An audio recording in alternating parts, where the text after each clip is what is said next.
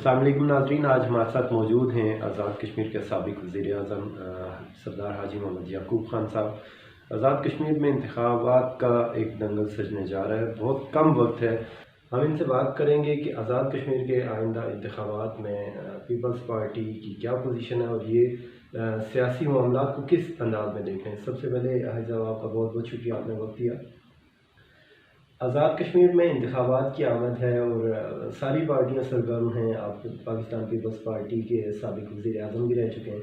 आप इसमें क्या देखते हैं कि आज़ाद कश्मीर में जो सियासी इंतखाबात होने जा रहे हैं वो किस तर्ज पे जाएंगे? क्योंकि एक जो आम तासुर पाया जाता है कि वफाक में जो हुकूमत होती है आज़ाद कश्मीर में भी उसी की हुकूमत बनती है और हमारा आज़ाद कश्मीर जो है वो जीबी पे बहुत ज़्यादा मुनहसर है कि जीबी के इलेक्शन के बाद एक आम तासुर दिया जाता है कि आज़ाद कश्मीर में वही हुकूमत होगी।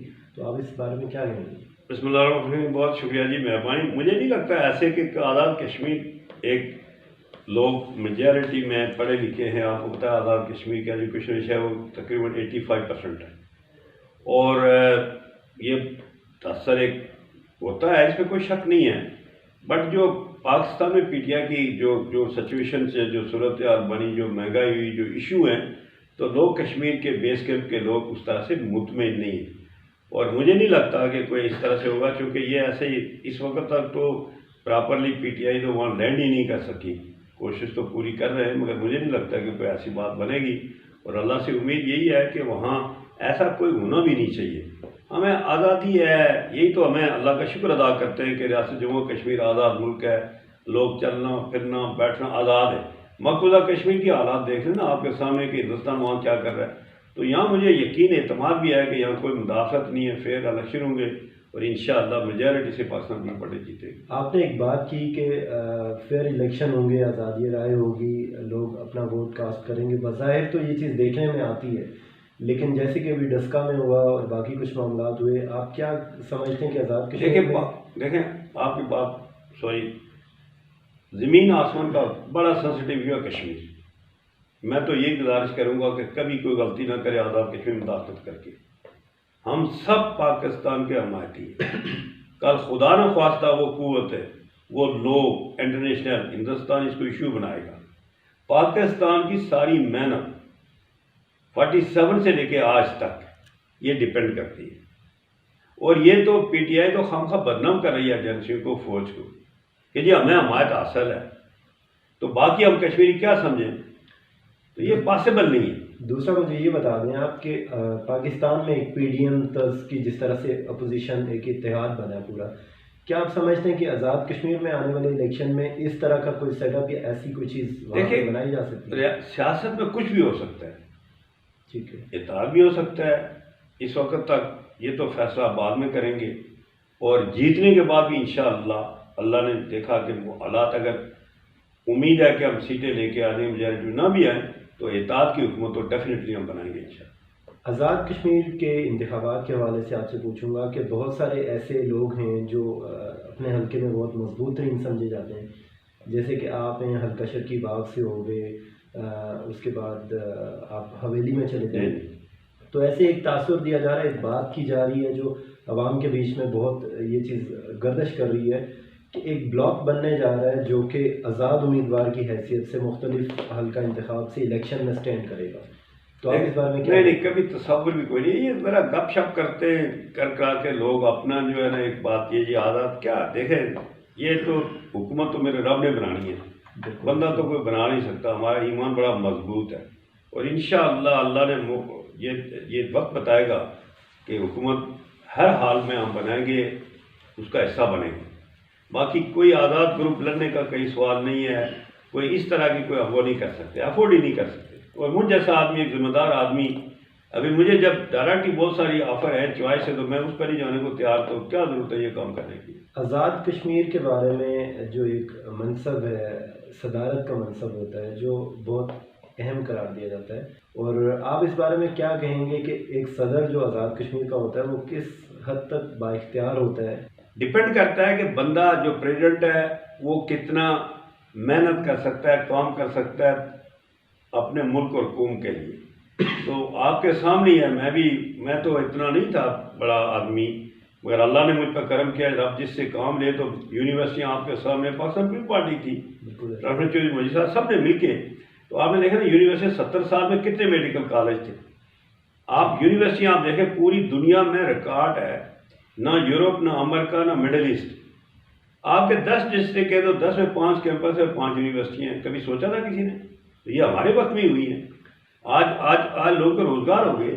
آپ ہاسٹل دیکھ لیں، ریسٹورینٹ دیکھ لیں، ٹرانسپورٹ دیکھ لیں، تو معاشیت میں تو یہ چیزیں کاؤنٹ کرتی ہیں.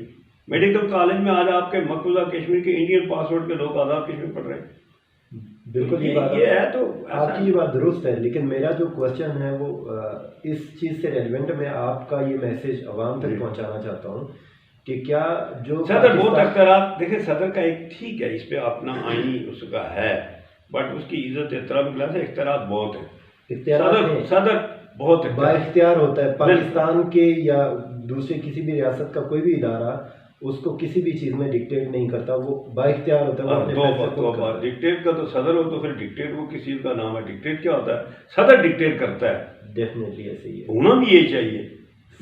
تو جو وہ صدر ہی کیا ہے کہ وہ ڈکٹیشن دیکھیں صدر کے بڑے اختیارات ہیں. بالکل اللہ تعالیٰ نے بڑا کرم کیا ہوا ہے. تو یہ ڈکٹیشن تو اخلاقی احترام تو وہ مشکل ہے کہ کوئی کرے، ایسا کبھی نہیں ہو. میرے ساتھ 5 سال میں ڈکٹیشن کیا ریکویسٹ بھی ہوئی ہے تو بڑے پیار کی ریکویسٹ ہوئی ہے.